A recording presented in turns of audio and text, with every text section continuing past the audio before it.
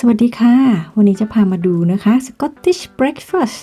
มันไม่เหมือน English breakfast ยังไงนะคะแล้วก็ไม่เหมือนอาหารเช้าทั่วไปอย่างไรนะคะอันดับแรกเลยค่ะก็คือไส้กรอกนะคะเบคอนแล้วก็เห็ดค่ะและที่ขาดไม่ได้เลยนะคะก็คือ potato scone นะคะกับ sausage square หรือว่า lawn sausage นะคะเพราะว่า2 อย่างนี้นะคะเป็นอาหารเฉพาะของสกอตแลนด์เลยนะคะค่ะแล้วเราไปดูวิธีทำกันเลยแทบทุกอย่างก็จะสำเร็จรูปมาแล้วนะคะอยู่ในแพ็คนะคะก็แค่แกะออกมาแล้วก็เอามาทอดนะคะในกระบวนการทอดก็จะนานนิดนึงนะคะเพราะว่าไส้กรอกทั้ง2แบบนี้นะคะก็จะใช้เวลาในการที่จะทำให้มันสุกนิดนึงโดยเฉพาะคนที่ชอบเกรียมๆนะคะก็จะใช้เวลานานเข้าไปอีกค่ะแต่ว่าก็คุ้มค่ากับการรอคอยแน่นอนค่ะสำหรับของพวกเรานะคะก็คุณพ่อบ้านจะทอดเกรียมๆขนาดนี้ละค่ะ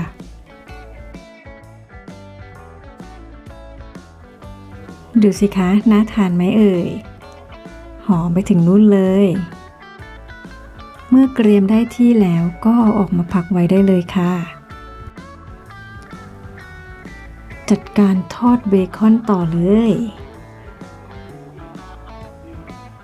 ถ้าชอบเบคอนก็ทอดเยอะๆนะคะชอบเท่าไหร่ก็ทอดเท่านั้นนี่คือที่พวกเราจะรับประทานกันนะคะ3 คนนะคะใส่พริกไทยตามชอบนะคะถ้าไม่ชอบก็ไม่ต้องใส่ก็ได้ค่ะเบคอนมีความเค็มอยู่แล้วเหมือนเดิมเลยนะคะถ้าชอบเกรียมแค่ไหนก็ตามสะดวกเลยแต่ของพวกเราก็เกรียมเท่านี้แหละเสร็จแล้วเอาไปพักไว้เช่นเดิมค่ะอาหารเช้ามื้อนี้นะคะก็เขาจะเรียกว่า fry breakfast นะคะเพราะว่าทุกอย่างก็ fry หมดเลยนะคะทอดหมดเลยทุกอย่างนะคะส่วนมากแล้วคนทางนี้จะไม่ค่อยทานอาหารเช้าของเขาจะเป็นอาหารเช้าที่แบบรวดเร็วนะคะอย่างพวกซีเรียลหรือว่าpolish อะไรพวกนี้แต่ว่า fry breakfast นี่ก็จะเป็นอาหารพิเศษนิดหนึ่งนะคะถ้าโดยเฉพาะถ้ามีวันพิเศษเนี่ยก็อาจจะมาทำอาหารเช้าแบบ fry breakfast นะคะเพราะมันใช้เวลานิดหนึ่งนะคะก็มาต่อกันด้วยเห็ดเลยค่ะเอาลงไปคลุกเคล้าเลยนะคะไม่ต้องใส่อะไรเพราะว่ามันมีรสชาติจากเบคอนแล้วนะคะความเค็มมันก็อร่อยอยู่แล้วเหมือนเดิมค่ะเอาทุกอย่างลงไปพักไว้ด้วยกันนะคะเพราะว่าจะต้องใช้กระทะทอดไข่อีกรอบหนึ่งค่ะทอดไข่เลยจ้าเราทอด3 ใบเพราะว่าเราอยู่กัน3 คนนะคะเราจะทานกัน3 คนค่ะคนละใบต้องแฝง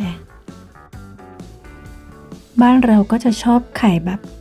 ครึ่งสุกครึ่งดิบนะคะคือไม่สุกจนเกินไปนะคะแล้วก็ไม่ดิบจนเกินไปนะคะ